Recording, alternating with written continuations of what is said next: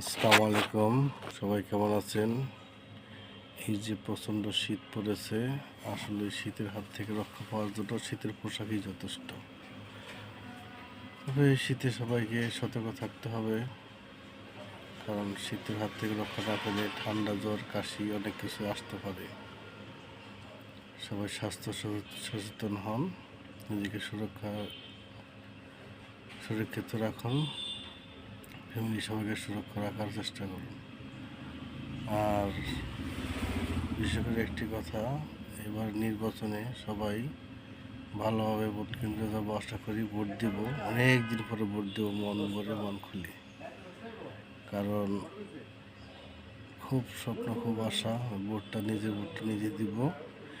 আগে ভোট দিয়েছি, কিন্তু মন মতো ভোট দিতে পারি নাই। ভোট দিতে গেলে কেন্দ্রে গেলে হয়তো বলছে এবার ভোট দেন, ওবার ভোট দেন, দেখাইতে গিয়ে তারা ভোট দিয়ে দিছে, মানে অনেক কষ্ট হয়ে গেছে। এবার দেখা যাক আল্লাহ তাআলা কি ভাগ্যে রেখেছে, ভোটটা কি দিতে পারবো না কেমনি কি।